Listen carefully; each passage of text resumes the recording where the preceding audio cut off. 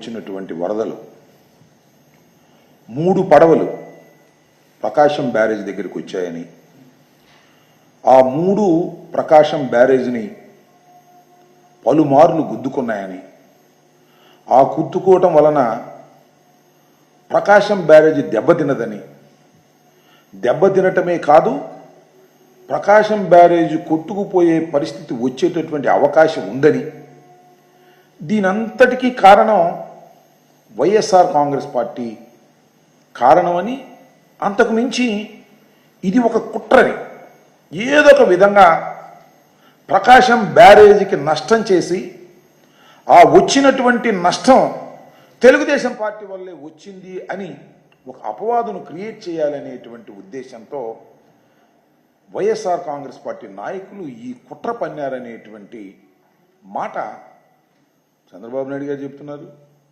Irrigation మంత్రి గారు చెప్తున్నారు, హోంమంత్రి గారు చెప్తున్నారు. వారికి ఉన్నటువంటి మొత్తం పత్రికా రంగంలో వారికి ఉన్నటువంటి బలం అంతా కూడా పత్రికలు రాస్తున్నాయి, టీవీ ఛానల్ చెప్తున్నాయి. దీనన్నిటికీ కారణం వైఎస్ఆర్ కాంగ్రెస్ పార్టీ కుట్ర.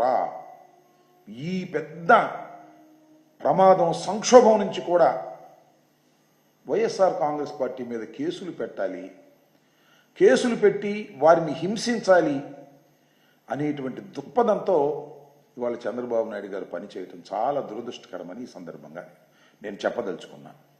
అసలు ఇదేం నాకు అర్థం కాల. 3 పడవలు గుద్దుకున్నాయంట. 3 పడవలు కాదు, చాలా పడవలు గుద్దుకున్నాయి.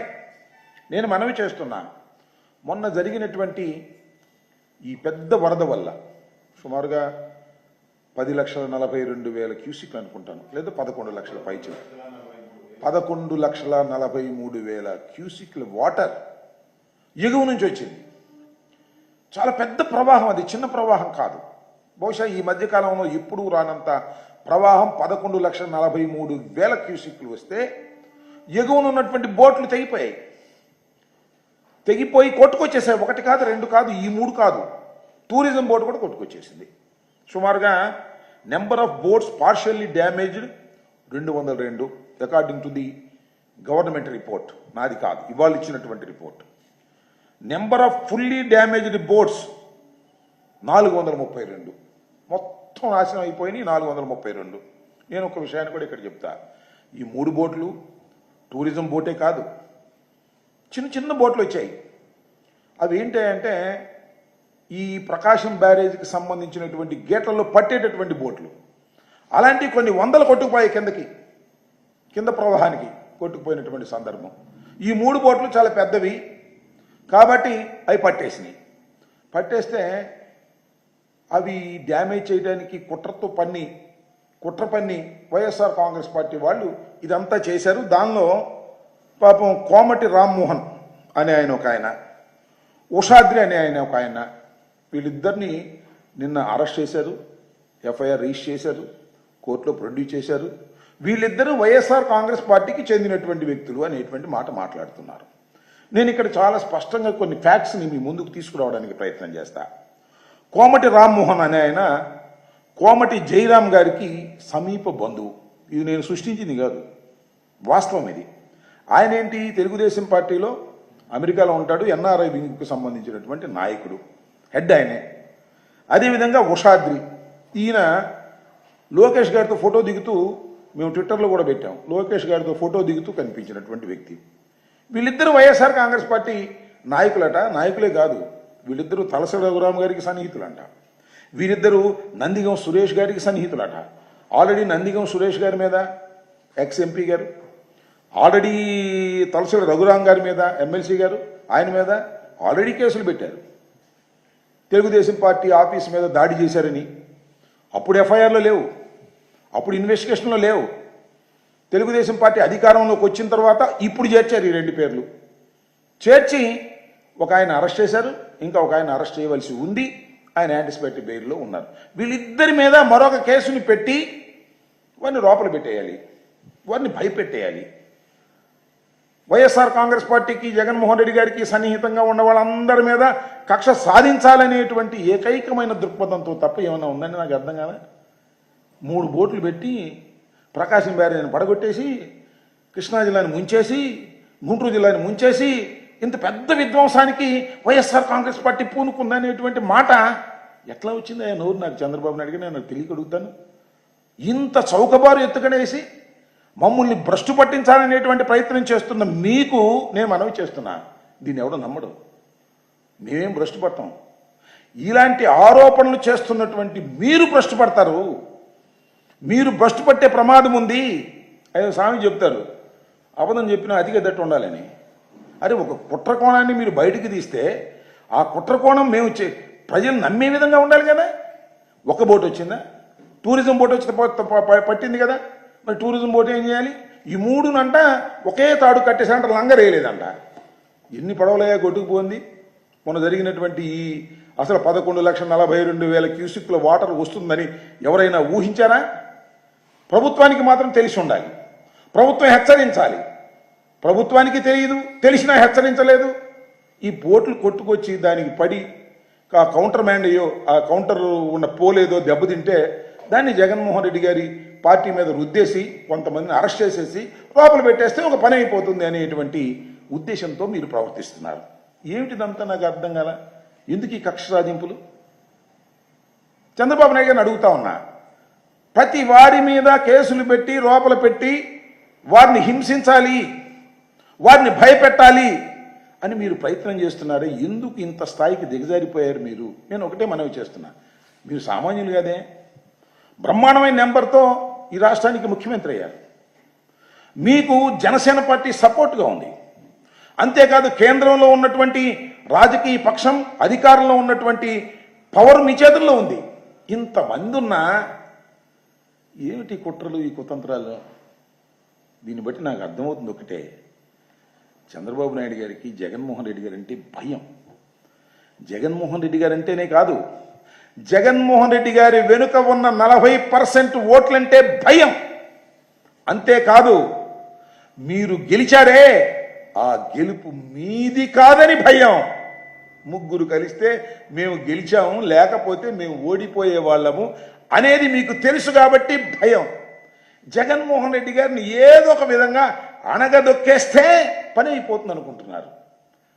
అణగదొక్కేస్తే అణిగిపోయే స్థితిలో జగన్మోహన్ రెడ్డి గారు, వైఎస్ఆర్ కాంగ్రెస్ పార్టీ లేదు అనే విషయాన్ని మీరు గమనించకపోవటం, గ్రహించకపోవడం, అది మీ అహానికి సంబంధించినటువంటి అంశమని మనవి చేస్తున్నాం.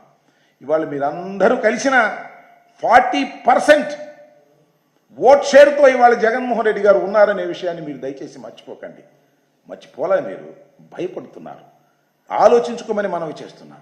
ఇంత దుర్మార్గమైనటువంటి కార్యక్రమాలు మీరు చేసి జగన్మోహన్ రెడ్డి గారి పార్టీ మీద రుద్దేసి కేసులు పెట్టేసి తలసిల రఘురామ్ గారిని మళ్ళా కేసులు ఇరికించాలని, అదేవిధంగా నందిగం సురేష్ను మళ్ళా లోపలే ఉన్నాడు కాబట్టి మళ్ళా ఈ కేసులో పెట్టి అసలు బెయిల్ రాకుండా చేసేద్దాము అనేటువంటి ఒక కుట్రపూరితమైన అణచివేయాలనేటువంటి దృక్పథంతో మీరు పనిచేస్తున్నారు. అణచి వేస్తే అణిగిపోయేటటువంటి వ్యక్తులు కాదు వీరు. మేము అంతకంటే కాదు, మీరు అణిచేసిన కొందికి రాటు తేలేటటువంటి పరిస్థితుల్లో మేము ఉంటామనే విషయాన్ని మీరు దయచేసి గుర్తుపెట్టుకోమని మనవి చేస్తున్నాం. ఒక సంఘటన జరిగితే దాని నుంచి గుణపాఠాలు నేర్చుకుని మరింత మెరుగైన సాయాన్ని అందించవలసినటువంటి మీరు ఈ పడవల కంటే ఎల్లో రంగు ఉందంట. ఎల్లో రంగు ఉందంటే అది వైఎస్ఆర్సీపీ రంగు అంట. ఎల్లో రంగు కాదు నాయన, అది సముద్రపు నీటి రంగు. ఎవరైనా పడవలకు అది వేసుకుంటారు, అది సహజం. నువ్వు వెళ్ళు నిజాంపట్నంలో కానీ మచిలీపట్నంలో కానీ ఇంకో చోట కానీ బోట్లకు వెళ్తే ఎల్లో రంగు ఉంటుంది. అది తరతరాలుగా వస్తున్నటువంటి అంశం. అది దానికి ఎల్లో రంగు ఉంది కాబట్టి ఇది జగన్మోహన్ రెడ్డి గారు కుట్రా అనేటువంటి పద్ధతుల్లో మీరు పనిచేయటం చాలా దుర్మార్గమైనటువంటి అంశం. చాలా దిగజారిపోయి రాజకీయాలు చేస్తున్నటువంటి చంద్రబాబు నాయుడు గారు ఈ విషయాలను కొద్దిగా గమనించవలసినటువంటి అవసరం ఉంది అని ఈ సందర్భంగా నేను చెప్పదలుచుకున్నాను. అంతేకాదు ఇవాళ చూడండి, 1వ తారీఖు వరద వచ్చింది అంటే శనివారం రాత్రి మన బుడమేరు దగ్గర నీరు వదిలితే వచ్చింది, మునిగిపోయింది. వారి లెక్క ప్రకారమే 46 మంది చనిపోయారు. 46 మంది మా కాదు చనిపోయింది, ఇంకా చాలా ఎక్కువ మంది చనిపోయారు, గల్లంత అయిపోయారు, వందల సంఖ్యలో చనిపోయారు. నిదానంగా అన్నీ బయటకు వస్తాయి. ఈ రోజు వరకు 10 రోజులు అవుతుంది. బాధితులకు సరైన సక్రమమైన సహాయం అందనటువంటి పరిస్థితి. అలో లక్ష్మణ అని విలవిల్లాడుతున్నటువంటి పరిస్థితి. ఆ పరిస్థితి ఇంతవరకు సరిదిద్దలేకపోయారు. దుర్మార్గం అంటున్నా. ఇంత భయంకరమైనటువంటి పరిస్థితులు రాష్ట్రంలో ఎప్పుడు లేవు.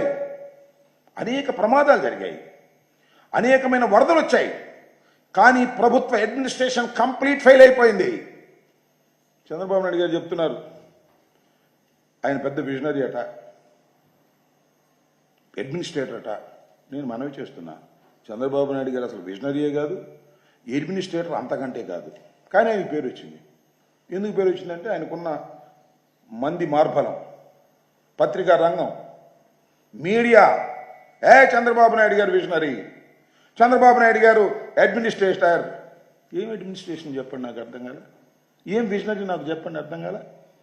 ఏమండి నేను తెలియగలుగుతాను. చంద్రబాబు నాయుడు గారు ఒకటి గుర్తుపెట్టుకోండి, వెలగనేరు లాకుల దగ్గర, అది రెగ్యులేటర్, మన లాకులు అంటే ఆయన కోపం వస్తుంది.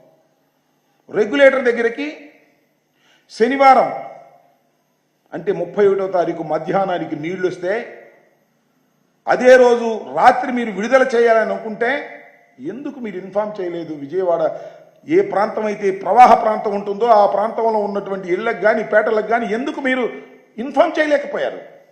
ఇన్ఫార్మ్ చేసి ఉంటే మీరు చెప్పినట్టు ఈ 46 మంది, ప్రజలు అనుకున్నట్టు 100 మంది చనిపోయి ఉండేవారా? చనిపోయి ఉండేవారు కాదే. మీరు ఇన్ఫార్మ్ చేయటంలో పూర్తిగా ఫెయిల్ అయిపోయారు. ఆయన సిసోడియా గారు మొన్న ఎక్కడో చూసే వీడియో, మాకు తెలుసండి ముందే, మేము చెప్పినా కూడా ఎవరు ఖాళీ చేస్తారు, అందుకని మేము చెప్పలేదు అంటున్నాడు. ఎంత సింపుల్గా తీసారండి సార్, నాకు అర్థం కాలేదు. పెద్ద అడ్మినిస్ట్రేటర్గా ఉన్నటువంటి ప్రభుత్వంలో సిసోడియా గారు ఇంత మాట అనేది సరే, ఇన్ఫార్మ్ చేయటం అనేది మీ ధర్మం. నేను ఒక మాట చెప్తాను ఇక్కడ, నా ఫ్లైట్లో వెళ్ళే వాళ్ళకి అర్థమైంది. ఇప్పుడు నా ఫ్లైట్ ఎక్కినా సరే మీరు ఎమర్జెన్సీ డోర్ పక్కన ఉంటే ఎయిర్ హోస్టెస్ చెప్పింది, అయ్యా ప్రమాదం జరిగినప్పుడు ఎవాక్యువేషన్ జరిగేటప్పుడు ఈ విధంగా ఆపరేట్ చేయాలని చెప్తారు. నిజంగా ప్రమాదం జరిగిద్దా? జరగకపోయినా చెప్పడం వారి డ్యూటీ. ఎయిర్ హోస్టెస్ ఆ విధంగా చెప్పి ఎడ్యుకేట్ చేయడానికి ప్రయత్నం చేస్తాం. మనం ఒకసారి వింటాం, ఒకసారి వినం. జరిగిందంటే ప్రమాదం అని అనుకుంటాం మనం. అయినా చెప్పడం మానేస్తారా? మానేరుగా. అలాగే వెలగలేరు దగ్గర నీళ్లు మీరు రిలీజ్ చేసే ముందు ఎందుకు అలర్ట్ చేయలేదు, ఎందుకు ఎవాక్యువేషన్ చేయలేదు, ఎందుకు వారందరినీ కూడా పునరావాసానికి తీసుకువెళ్ళకోకుండా మీరు నీళ్లు వదిలేసి ఇంతమందిని చంపేసి, చంద్రబాబు నాయుడు గారు విజనరీ, ఆయన మంచి అడ్మినిస్ట్రేటర్ అంటే ఎలా? నాకు అర్థం కాల. అది ఇంకో పారు